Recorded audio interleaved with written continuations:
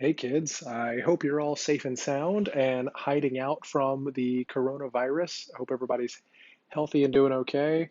I have no idea how long our schools are going to be closed for face-to-face classes. And so, for as long as you are not able to come to face-to-face classes, as long as we are quarantined, I'm going to record our lectures and then post them for you so that you don't get behind or end up in a situation where you don't get credit for the semester or anything crazy like that. So I want to make sure that we stay on track. I know all of you have internet access at home, so it won't be an issue for you to watch the videos and do the assignments. And of course, I am also not going to work because I'm quarantined as well. So I will be available all the time. If you have any questions, please just go ahead and use my email address that you have, or you can send me messages through MathLab or Blackboard or whatever. So I know it's not ideal that you're not able to ask questions as we're going through these problems, but please don't hesitate to contact me directly if you get stuck or need some extra help, and we will work something out.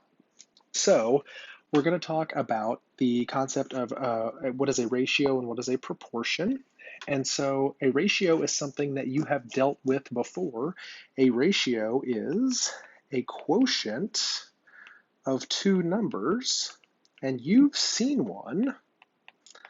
You've seen a bunch of them actually, because we have spent some time this semester learning about fractions. A fraction is an example of a ratio. So why do we call them ratios instead of just saying that they are fractions? Well, although a ratio can be written as a fraction, there are a couple of other ways you can do it. Sometimes you just use the English word two. So you say like 1, 2, 3 would be an example of a ratio. You may have heard this if you are a gambling person and you are taking odds on a specific event occurring, like what are the odds that Tampa Bay goes to the Super Bowl this year? Say, well, that's the odds are 1 to 10 that they won't or whatever. And another way that you can write a ratio is with a colon right there. I don't see this a lot outside of the like the SAT, and it'll do words with the little colons, like Rose is to flower as you know. So generally, fractions are the most common way that we do them, but you should be familiar with the other two just in case. So let's go ahead and take a look at a few examples of these types of ratios. Let's talk about cooking. I've been doing a lot of cooking from scratch lately because the stores are sold out of everything. And so I've been trying some old recipes that my grandmother actually passed down to me, and their recipes don't say like use 2 cups of this and 3 cups of that. They'll say something like use 2 parts sugar to 5 parts flour, for example. I have no idea what you would be making that would have that ratio, but it works as an example. So 2 parts sugar to 5 parts flour. And the way that you could write that as a ratio is 2 to 5, or you could write it as 2 to 5, or you could write it as 2 to 5. And those are all ways to write that out. Now, what's a little trickier is if you have a ratio where the units aren't the same. In this last problem, the units were the same because they were both parts. But what if I were to give you an example where the units aren't the same? For example, 18 inches to 2 feet. And so you can see very clearly these units are not the same. We've got inches and we've got feet. So it would be incorrect. I'm going to put this in red so you know it's incorrect. It would be incorrect to say the ratio is 18 to 2 because the units aren't the same. And so we need to do one of two things. We can either convert the 18 inches into feet, or we can convert the 2 feet into inches. I'm going to convert the 2 feet into inches because if I convert the 18 inches into feet, I will end up with a decimal, which is not a problem. We don't dislike decimals, but if we can avoid them, we will. So this would be 18 inches, and on the top, 2 feet, 2 times 12 is 24, so 2 feet is 24 inches. So my ratio would be 18 24ths, or if I really wanted to impress the ladies at the math party, I would reduce that to lowest terms, which would be 3/4. So I could write the ratio like that, or I could say 3 to 4, or I could do 3 colon 4. Those are all equally good ways to do it. So let's talk about decimals in a ratio and why that might not be ideal for us. If I gave you this ratio, for example, so this ratio is pretty gross because it has a decimal mixed with a fraction, which we generally don't like to do. And so in order to write this ratio in simplest form or reduce it to lowest terms, I would need to get rid of those decimals. So one really easy way to get rid of a decimal, or to move a decimal, I should say, we're not really getting rid of it, we're just moving it to the end. One way to move a decimal is to multiply by factors of 10. And so we learned this a couple of weeks ago. If I were to take this top ratio, or this top number of the ratio, and multiply by 10, that would give me 25. 2.5 times 10 is 25. Great. But if I multiply the top by 10, I need to also multiply the bottom by 10. Just a quick review. The reason is because when you multiply just the top by 10, you're changing the number. But when you multiply by 10 over 10, it's like you're multiplying by 1, and multiplying by 1 doesn't change the value of the number. So that's why if we do it to the top, we have to do it to the bottom. So in the bottom, we move the decimal one time and we get 31.5. Well, that's fine, but we still haven't gotten rid of the decimals. So let's do it one more time. 25 times 10 gives me 250. And 31 and 5/10 times 10 gives me 315. So there's my ratio without any decimals, which is okay, except I feel like that can probably reduce. The top number ends in a 0 and the bottom number ends in a 5, so I know they can both be divided by 5. Let's see what happens when we divide the top and bottom by 5. So 250 divided by 5 is 50. And 315 divided by 5 is going to give us 63. And will that reduce? I don't believe so. I think that's going to be it for our ratio, and that is in simplest form or lowest terms. Okay. Let's get a little visual here. Let me draw you a pretty picture of a rectangle. And let's give this rectangle dimensions of, let's say, 8 feet and 5 feet. Okay, so let's find a couple of ratios here. I want to find 2 of them. First, I want to find the ratio of width to length.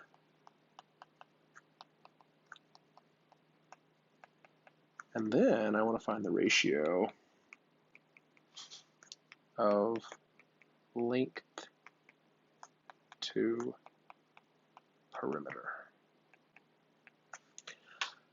Okay, so a width to length, let's find those. The width in this problem is right there, it's 5, and the length in this problem is 8. So my ratio of length to width would be 5 to 8.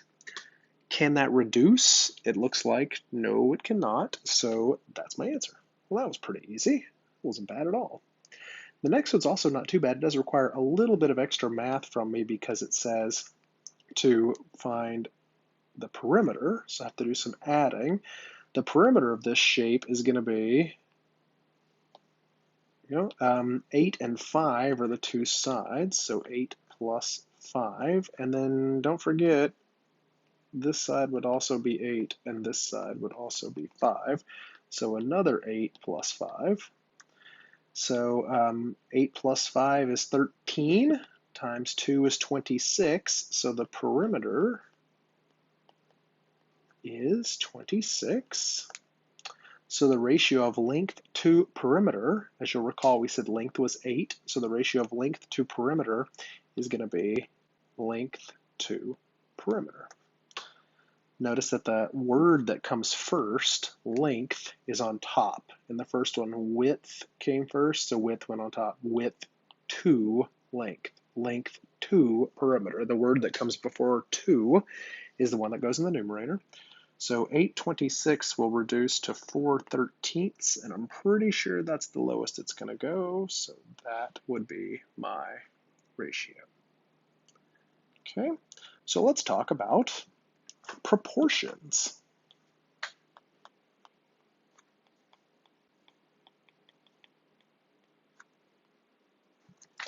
So a proportion is very similar to a ratio. A proportion is, let's say, a statement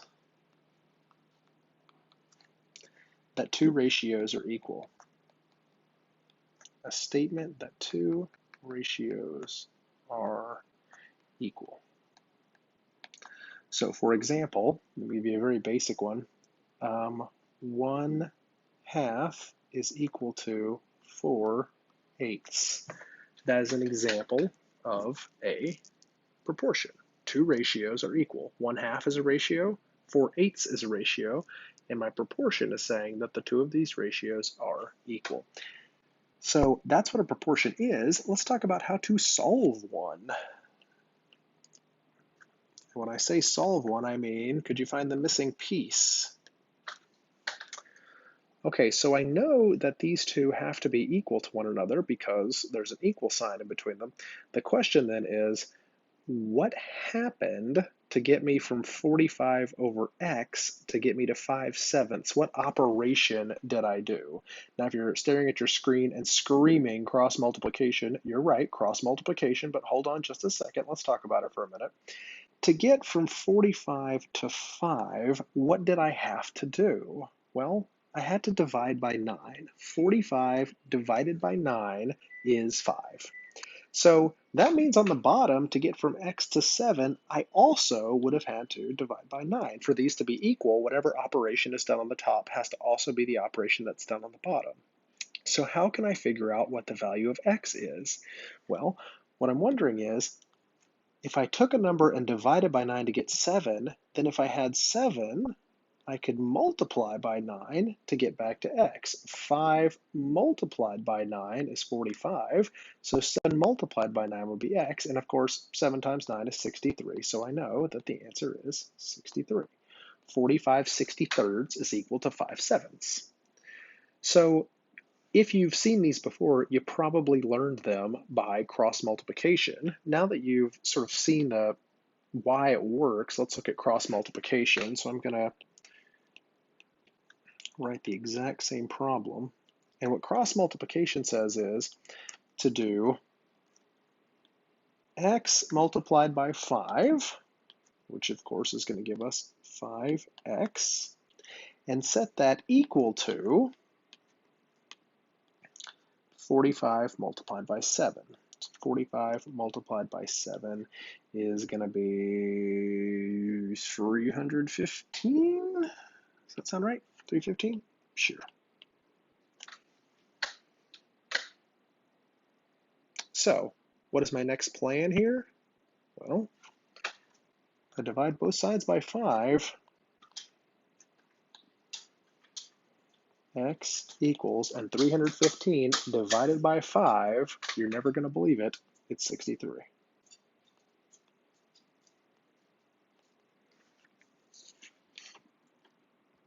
So that's cross multiplication, which is a little bit easier way than what we did over here, because over here you have to be able to look at these numbers like 45 and 5 and be able to immediately see what the multiplication was or the division was between them, which is not always an easy thing to do. And what makes it really hard is that sometimes the multiplication or division thing between them is not a whole number.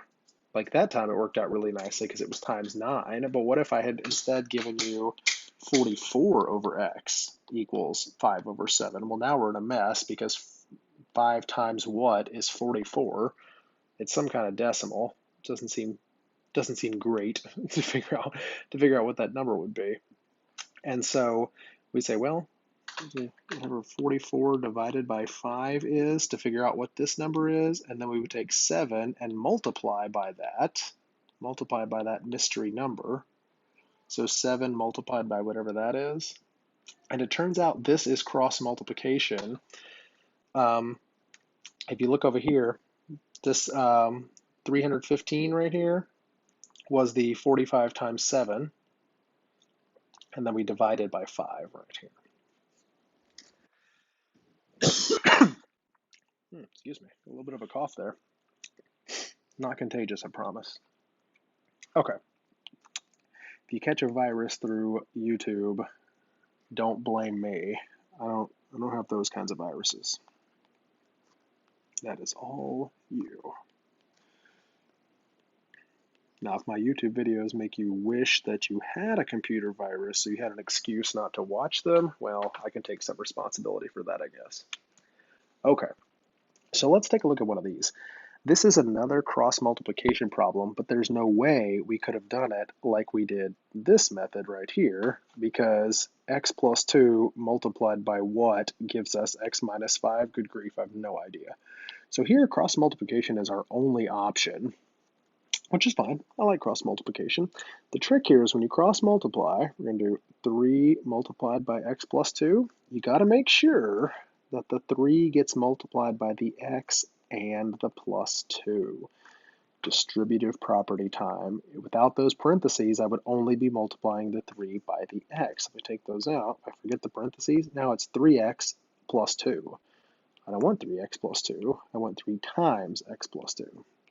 Okay, I'm going to go the same way here. X minus 5 times 5, and I'm going to go ahead and put the 5 in front so that it's all set up for the distributive property, just like that. And so now I need to do some distribution, which is fine. We're not afraid of distributive property. 3 multiplied by x is 3x. 3 multiplied by 2 is a positive 6. Equals, and we'll do 5 multiplied by x is a 5x, and then 5 multiplied by negative 5 is negative 25. Okay, so this is a pretty simple algebra problem here for us to do. I'm going to go ahead and subtract 3x on both sides, like so.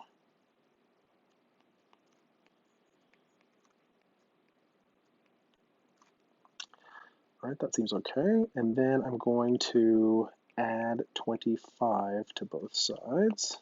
My goodness, that red and purple, what a fabulous combination. That does not hurt the eyes in any way. Okay, 31 equals 2x. And then finally, the last thing for me to do would be to divide by 2. 31 halves is 15.5, which is okay, but I just like 31 halves. The problem really insisted that you get your answer as a decimal. The decimal would be 15.5, but 31 halves is cool. We like that one too. So these cross multiplication problems can get a little bit tricky. You got to be really careful with some of these that require the distributive property. But overall, they're not too bad. If you're good at solving an equation, you can handle these. So I'm going to go ahead and stop the video right there. But again, if you have any questions or you get stuck on anything, please let me know. I'm going to be sitting at home twiddling my thumbs with nothing to do except answer your math questions. So if you get stuck, don't hesitate to ask me. You will not be bothering me. You will give me something exciting and fun to break up my day. So I hope everybody's staying safe and staying healthy. And if I don't see you in class next week, please look for the next video. Thanks.